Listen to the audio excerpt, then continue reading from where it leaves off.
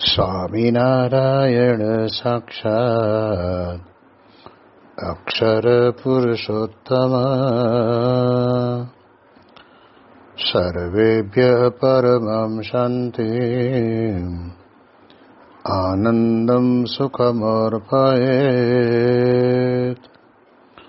શ્રી સ્વામિનારાયણ ભગવાનની જય. શ્રી અક્ષર પુરુષોત્તમ મહારાજની જય. શ્રી ગુણાતીતાનંદ સ્વામી મહારાજની જય. શ્રી પ્રમુખ સ્વામી મહારાજની જય. શ્રી મહંત સ્વામી મહારાજની જય. પ્રગટ ગુરુ હરિ પરમ પૂજ્ય મહંત સ્વામી મહારાજની આજ્ઞા અને આશીર્વાદથી આપણે બધાએ નિત્ય પ્રાતઃ કથાનો લાભ લઈ રહ્યા છીએ. આજે આપણા માટે એપ્રિલ મહિનાની 6ઠી તારીખ અને શનિવારનો મહાપવિત્ર દિવસ છે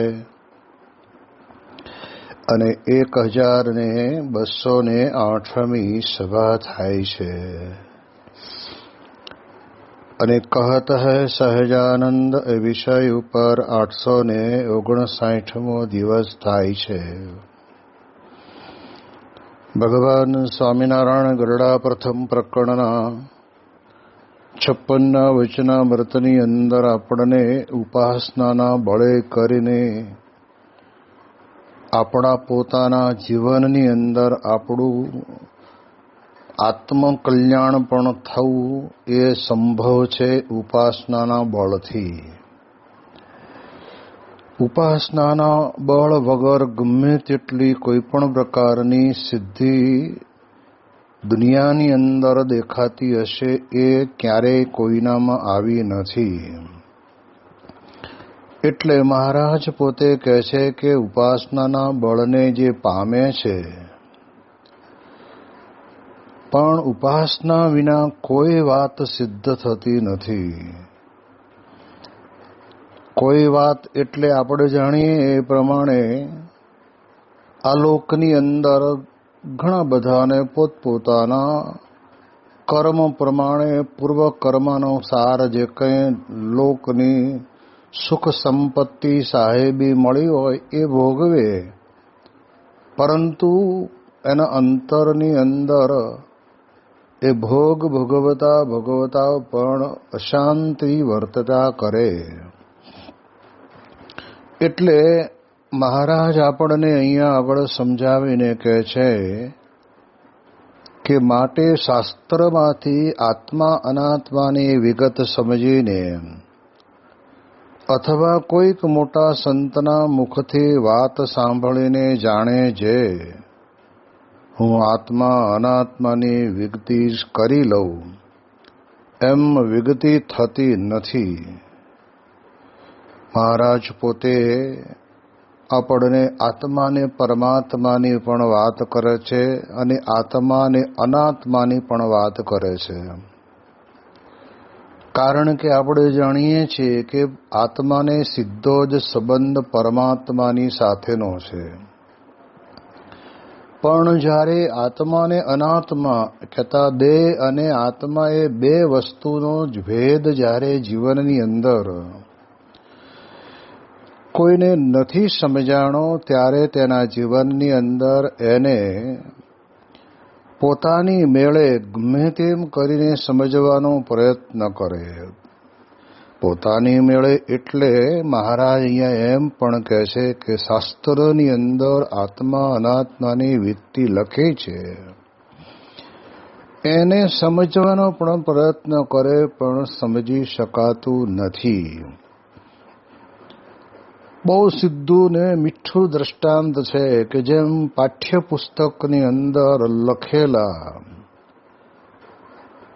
એ પાઠ્યને સમજવા માટે આપણે જાણીએ એ પ્રમાણે પોતે પોતાની રીતે સમજી શકે નહીં. જે અઘરા શાસ્ત્રોની વાત કરીએ છીએ પુસ્તકોની, જેમ કે સંસ્કૃતની અંદર ન્યાય અને વ્યાકરણ, આ બે ગહન શાસ્ત્ર કહેવાય. અને એ ન્યાય અને વ્યાકરણની અંદર કોઈ સંસ્કૃતના પ્રકાંડ વિદ્વાન વિના પોતાની મેળે સમજવાનો પ્રયત્ન કરશે તો એને સમજાતું નથી. એમાં પોતાની રીતે સમજેલું ઘણી વખત અવળું પણ સમજાઈ જાય છે. જ્યારે અહીંયા પણ મહારાજ એમ કહે છે કે શાસ્ત્ર વાંચવાની ઘણા બધાને પ્રકૃતિ હોય તો શાસ્ત્રની અંદર આત્માને અનાત્માની વિગત તો લખી જ છે. અને વિગતની અંદર સ્પષ્ટ આપણને કહે છે કે દેહ છે એ પંચભૂતનું બનેલું છે, જેને અનાત્મા કહેવાય. અને આત્મા છે એ અજર અમર અને અવિનાશી છે. એ વાત પણ આપણે શાસ્ત્રની અંદર લખેલી છે. તો હવે આ વાતને આપણે આપણી રીતે સમજી શકતા નથી. જ્યારે ગામડે વિચરણ કરતા હતા ત્યારે ઘણી વખત ઘણા બધા અલગ અલગ સંપ્રદાયના મહાત્માઓની સાથે ભેગા થવાનું થતું. ત્યારે એમની વાતોમાં એ પોતે વાત જ કરતા કે આપણે આત્મા એટલે આ બોલે બીજો નહીં, જે દેહ છે ને એ જ આત્મા. અરે ભાઈ, દેહ જુદો છે, આત્મા જુદો છે. દેહના 10 ઇન્દ્રિયો જુદી છે અને આ 10 ઇન્દ્રિયોને 11મું મન નહીં કહેતા, બાકીના 3 અંતકરણ એટલે 4 અંતકરણની અંદર બેઠેલો જે જીવ છે એ આત્મા છે, એ જુદું છે. પણ એને એવું સમજાણું હોય એટલે એના કારણે કરીને એવી વાતો કરે, બોલે એ બીજો નહીં, આ એ જ. અને એનાથી આગળ પછી વાત તો પાછી એવી પણ કરે કે જે એ આત્મા છે એ જ આ પરમાત્મા. એટલે પરમાત્માને પણ આપણે ગોતવા પડે એમ નથી. આપણો આત્મા જ પરમાત્મા રૂપ છે. આવું બધું પોતપોતાની રીતે પોતે સમજ્યા હોય એવી લોક જગતની અંદર વાતો કરે. પણ ભગવાન સ્વામિનારાયણ આપણને બહુ સ્પષ્ટપણે સજે સમજાઈ જાય એવી રીતે વાત કરીને કહે છે. ને શું કહે છે? અથવા કોઈક મોટા સંતના મુખથી વાત સાંભળીને, કોઈક મોટા સંત હોય, અહીંયા મહારાજે શબ્દ વાપરો છે, સાધુ માત્ર તો પોતપોતાની જેટલી એની ગતિ એ પ્રમાણે એણે પોતે શાસ્ત્રનું અધ્યયન કર્યું હોય એ પ્રમાણે લોક જગતની અંદર કથાકારો કથા કરતા હોય છે. જ્યારે અહીંયા તો કોઈક મોટા, એટલે આટલા બધા લાખોની સંખ્યામાં હોય એની અંદર પણ પાછા કોઈક મોટા સંત અને એના મુખથી વાત સાંભળીને જાણે જે હું આત્મા અનાત્માની વ્યક્તિ કરી લઉં. કોઈ મોટા સંત હોય અને એ પોતે જે વાત કરે એને સાંભળી લે. સાંભળ્યા પછી તરત જ કાંઈ આપણને એ વાત બરાબર જેમ છે તેમ પૂર્ણપણે સમજાતી નથી. એટલે મહારાજ કહે છે કે એવી વ્યક્તિ કરી લો. એમ વ્યક્તિ થતી નથી. એ તો એ જીવને જેટલી પોતાના ઈષ્ટદેવ જે પરમેશ્વર તેને વિશે નિષ્ઠા હોય તેટલો જ આત્મા અનાત્માનો વિવેક થાય છે. આ એક વાત બહુ જ સ્પષ્ટપણે આપણને કહેવામાં આવે છે અહીંયા. એટલે એ દ્રષ્ટિથી આપણને મહારાજ કહે છે કે જેટલી પણ પોતાના ઈષ્ટદેવની વિશે, પરમેશ્વરની વિશે નિષ્ઠા હશે એટલો જ આત્મા અનાત્માનો વિવેક થાય છે. એટલે હવે આમાં બીજું લાંબુ બહુ વિચારવા જેવું છે જ નહીં. નિષ્ઠા ગણીએ, આશરો ગણીએ, ઉપાસના ગણીએ, પછી શરણાગતિ ગણીએ, એ બધા જુદા જુદા પર્યાય ગણીએ. પણ ઉપાસના ઉપાસનાની જ્યારે વાત આવે છે ત્યારે આપણે એટલું તો જીવનની અંદર સમજવાનું કે એ ઉપાસના એટલે અક્ષરરૂપ બનીને પુરુષોત્તમ નારાયણની ભક્તિ કરવી એને નામ ઉપાસના.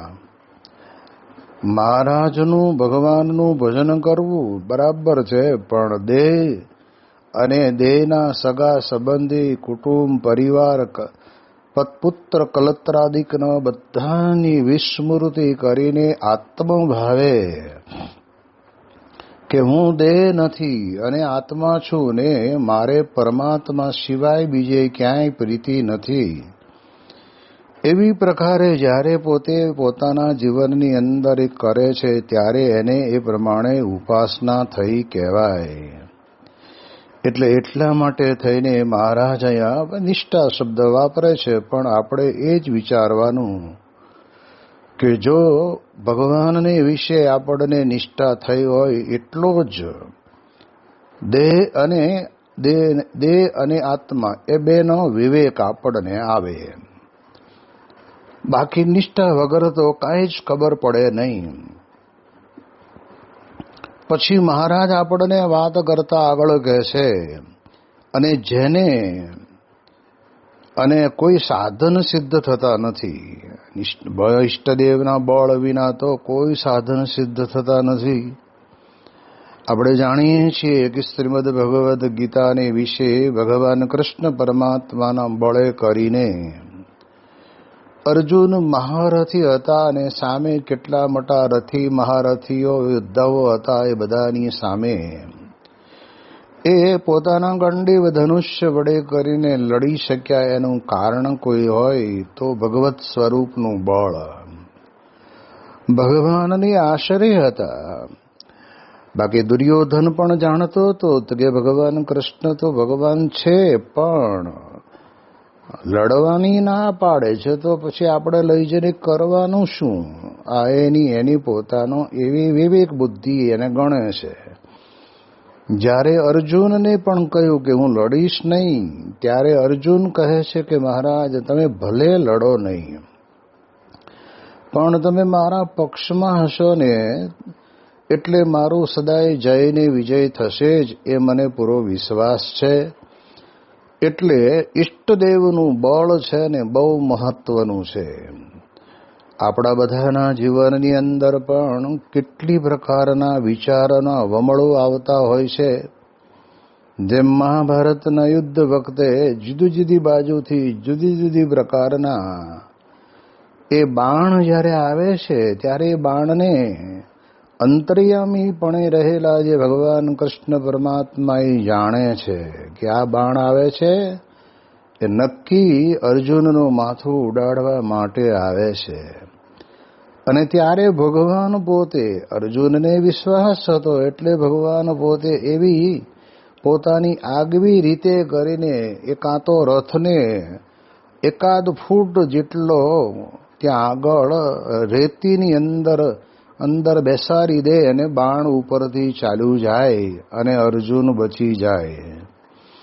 એ કર્મ કરવાનું, એ કાર્ય કરવાનું કામ ભગવાન પોતે કરતા. જે બાજુથી બાણ આવે એ બાજુથી ભગવાને પોતે એ રક્ષા કરી છે. અને અર્જુનને મનની અંદર બળ પણ એ જ હતું કે મારી સાથે ભગવાન છે ને. આપણે બધા જાણીએ છીએ ને કે જ્યારે ભીષ્મ દાદાએ પોતે પ્રતિજ્ઞા લીધી કે આવતીકાલની સવાર પડે અને સાંજ થાય ત્યાં સુધીમાં ન પાંડવે પૃથ્વી ન કરું તો મારું નામ ભીષ્મ નહીં. જેની પ્રતિજ્ઞા વિશ્વની અંદર પ્રશંસનીય છે એવા દાદા ભીષ્મ બોલે એટલે પછી તો તે વખતે એ સમયની અંદર ભીષ્મ દાદાએ આવું કહ્યું એટલે પાંડવોની અંદર ચર્ચા ચાલી કે દાદાએ તો પ્રતિજ્ઞા લઈ લીધી છે અને કાલે સાંજે તો અર્જુનનું માથું ધડ ઉપર હશે નહીં. અને ત્યારે અર્જુન તો છાવણીમાંથી ઘેરે પોતાના ટેન્ટમાં જઈને સૂઈ ગયેલા. ભગવાન કૃષ્ણ પરમાત્મા પોતે બધાને ભેગા કરીને કે છે ભાઈ અર્જુન ક્યાં છે? જેને મારવાનો છે એ તો દેખાતો નથી. અને ત્યારે તે વખતના સમયની અંદર અર્જુન પોતે આપણે જાણીએ છીએ એ પ્રમાણે સૂતેલો છે. એટલે કૃષ્ણ ભગવાને જઈને અર્જુનને ઢંઢોળીને કીધું કે અર્જુન, તું સૂતો છો કેમ? તને ખબર તો છે ને કે આ પ્રમાણે કહેવાય છે કે દાદા ભીષ્મએ પ્રતિજ્ઞા લીધી છે અને કાલ સાંજ પડતા તારું મસ્તક ધડ ઉપર નહીં હોય.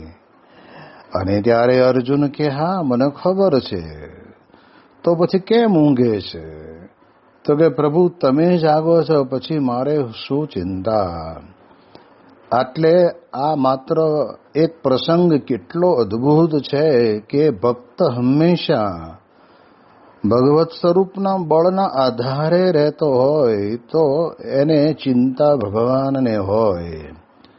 એટલે એટલા માટે થઈને આપણે આપણા જીવનની અંદર આ પણ એક વિચાર કરવાનો.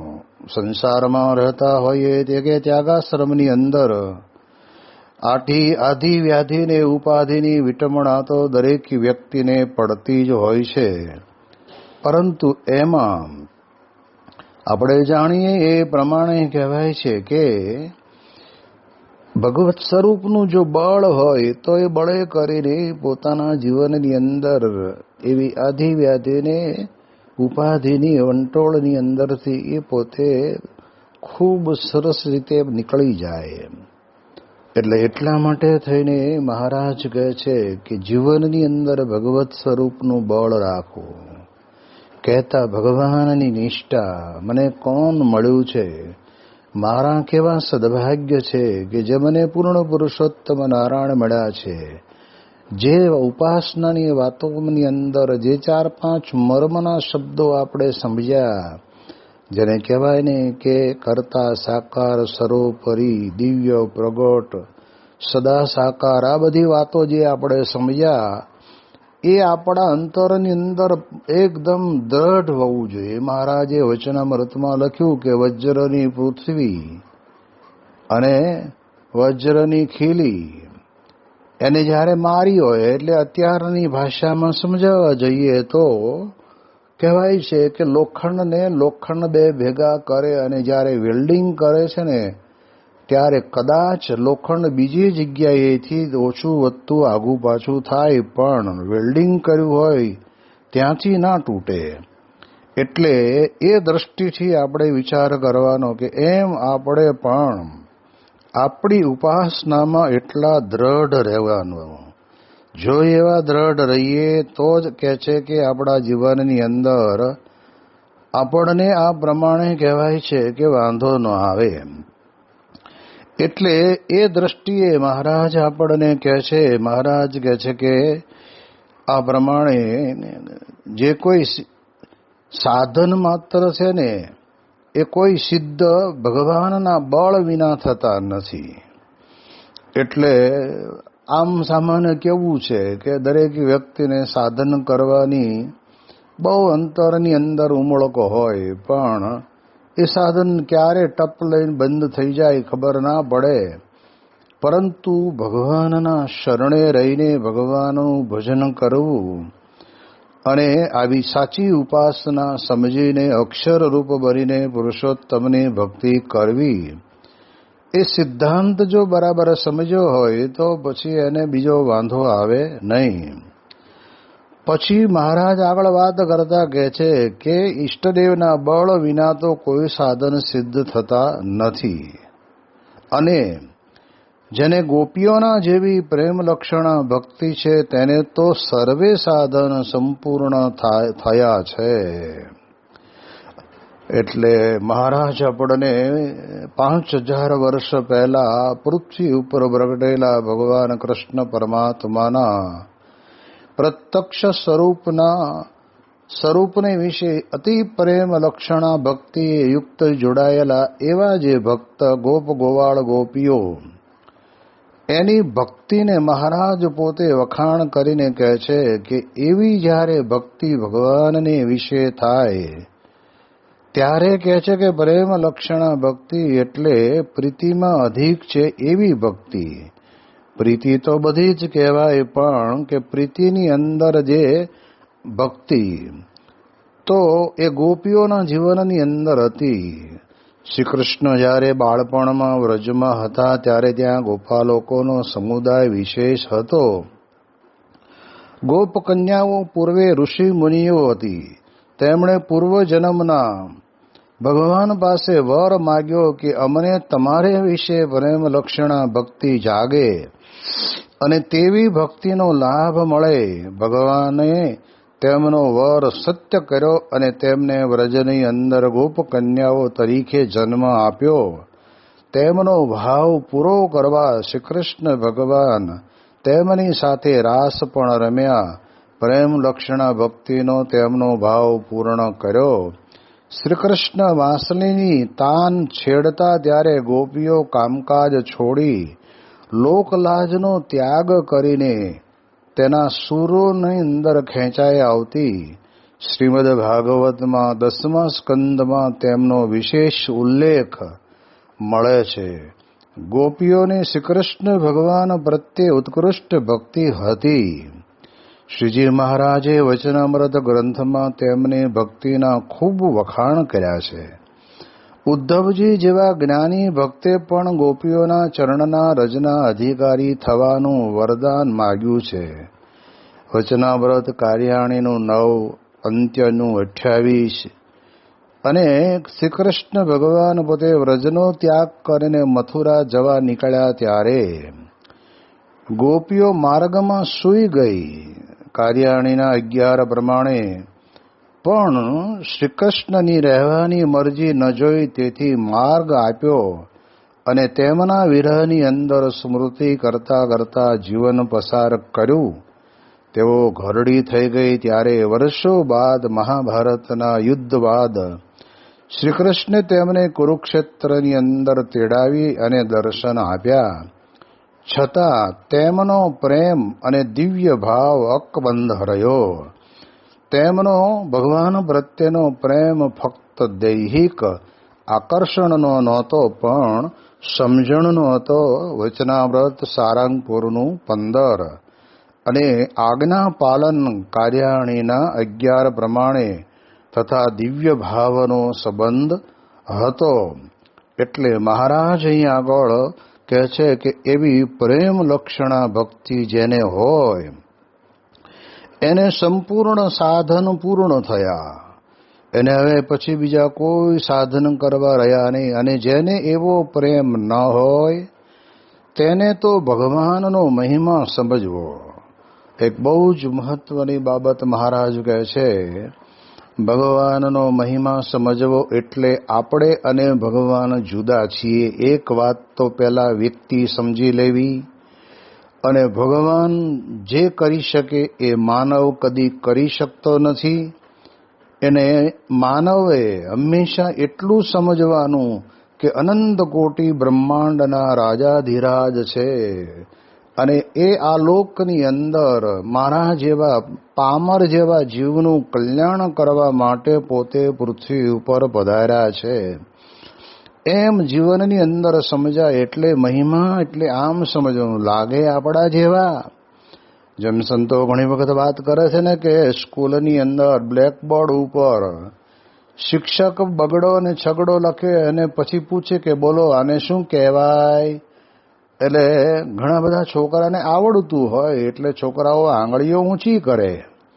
પણ મારા જેવાને આવડતું ન હોય ત્યારે ધીરે રહીને પૂછે કે સાહેબ તમને નથી આવડતું એટલે જ અમને પૂછો છો ને. અરે એવું નથી ભાઈ, સાહેબને તો આવડે છે પણ આપણને આવડે છે કે નહીં એ જાણવા માટે પૂછે છે. એટલે આને છવ્વી કહેવાય. એમ ભગવાન જુદા છે. શિક્ષક અને વિદ્યાર્થી બંને જણાને તમે ચાલતા આવો ત્યારે રસ્તામાં કોઈ પૂછે કે ક્યાં ઉપડ્યા તો કે નિશાળે. છોકરાઓને પૂછી ક્યાં ઉપડ્યા તો કે નિશાળે. જાય છે તો બંને જણા નિશાળે જ જાય છે. પણ એક શિક્ષક છે એ વિદ્યાર્થીઓને ભણાવવા માટે જાય છે અને વિદ્યાર્થીઓ છે એ ભણવા માટે જાય છે. એમ સ્વામી કહે છે કે ભગવાનનો મહિમા એટલે આપણે આ લોકની અંદર આવીએ છીએ તો જન્મ ને મરણના ચક્રામાંથી મુક્તિ મેળવવા માટે આવીએ છીએ, અને ભગવાન આ લોકની અંદર આપણા જેવા બનીને આવે છે, આપણા જેવાને જન્મ મરણના ચક્રામાંથી મુક્તિ અપાવવા માટે આવે છે. સંતો વાત કરે ને કે એક નદીની અંદર બે કાંઠે નદીમાં પાણી ચાલ્યું જતું હતું, અને એક વ્યક્તિ અંદર ડૂબતો હશે એટલે એને બૂમો પાડી લે. કાંઠે ઉભેલા 15 માણસો ઉભા હશે, એમાં એકને વળી વિચાર આવ્યો કે લાવો ને આપણે બચાવીએ. એક જીવ બચાવ્યો હોય તો બ્રહ્માંડ ઉગાર્યાનું પુણ્ય મળે એમ સમજીને એને તો અંદર પડ્યો. ત્યારે લોકો કાંઠે ઉભા હતા એ બધાએ શું બોલવા લાગ્યા કે ઓલો તણાય છે ને આ તણાવા ઉપડ્યો. ભાઈ તણાય છે એને તારવા માટે પડે છે આપણા જેવો જ. એમ ભગવાન પણ આ લોકની અંદર આવે છે ત્યારે આપણા જેવા જ છે, પણ આપણા જેવા બનીને આવે છે, પણ આપણને બધાને તારવા માટે થઈને આવે છે. આવો જે ભગવાનનો મહિમા, ભગવાનના મહિમાની અંદર તો કેટલું બધું આપણું શાસ્ત્રો અને આપણા સંતો આપણને કહે છે કે એના કાર્ય ઉપરથી આપણને ખબર પડે કે આ કામ બીજા કોઈથી થઈ શકે નહીં. એ ભગવાનનો મહિમા છે.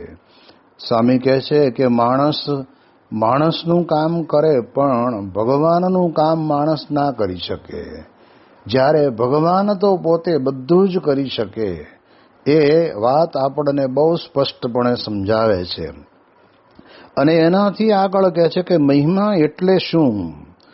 તો કહે છે કે મારા જેવા અનંત કોટી મુમુક્ષુઓ ભગવાન પુરુષોત્તમ નારાયણની પાસે એક પગે ઊભા રહીને હાથ જોડીને સ્તુતિ કરતા હોય છે. એ ભગવાનનો મહિમા. આપણે આપણી રીતે જાણીએ એમ એવું નહીં, પણ સ્વામી કહે છે કે આવી રીતે. અને ભગવાનના મહિમાની અંદર મહત્તમ બાબત એ આવે કે આપણે કોઈ પણ પદાર્થ આપણને પ્રાપ્ત થાય તો એમાં આપણે બંધાઈ જઈએ છીએ. જ્યારે ભગવાન અને સંત કોઈ પણ આ પ્રકારનું આ લોકનું કોઈ પણ પદાર્થ મળે તો એનો ત્યાગ કરી દે છે. જેમ આપણે જાણીએ છીએ કે કુશળ કુંવરબાએ પોતે તે વખતના સમયની અંદર ધરમપુરનું સંપૂર્ણ રાજ રજવાડું મહારાજને ભેટ આપે છે. મહારાજ કે અમારે જોઈએ નહીં, એનું કામ તમે કરો.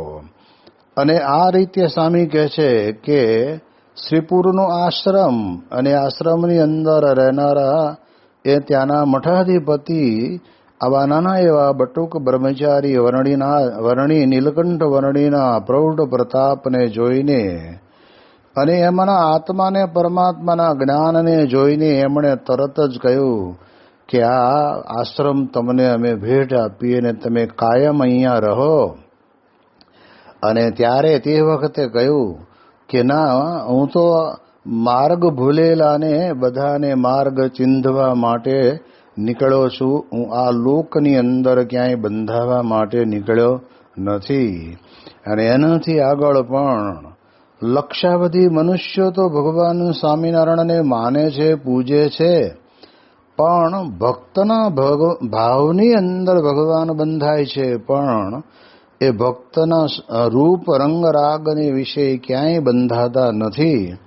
એટલે એ દ્રષ્ટિથી આપણે ભગવાનનો જ્યારે મહિમા સમજવાનો આવે ત્યારે એવું સમજવું કે જે ભગવાન આ લોકની અંદર વધાર્યા છે એ મને પ્રાપ્ત થયા છે. પૂર્વે પણ જે ભક્તો મળ્યા, જે ભક્તો થયા તેમને પણ ભગવાન મળ્યા છે, અને ભવિષ્યની અંદર પણ જે ભક્તો થશે તેમને ભગવાન મળશે. એ બધાને મળશે એમ એ જ મને મળ્યા છે એવું અંતરની અંદર આપણે બરાબર મહિમા સમજો. જેમ સંતો વાત કરે છે કે કરોડ રૂપિયા 10 કરોડ રૂપિયા પોતાની પાસે હોય અને એમાંથી એક નયો પૈસો પડી જાય તો કંઈ ગોતવા માટે વાંકો વાળીને લેવા માટે જાય નહીં. જવા દો ને, આટલા બધા કરોડ છે, એમાં એક પૈસાની શું કિંમત? એમ આ લોકની અંદર પણ કરોડો રૂપિયાના આપણે કરોડપતિ હોઈએ, પણ ભગવાનને સંત મળ્યા છે ને, તો એ કરોડપતિપણું પણ મૂકી દઈને એમને શરણે જઈએ, એમને વિશેની ઉપાસના દ્રઢ કરીએ, એમની સાથેની પ્રીતિ દ્રઢ કરીએ, તો સ્વામી કહે છે કે એ મહિમા સમજાયો કહેવાય.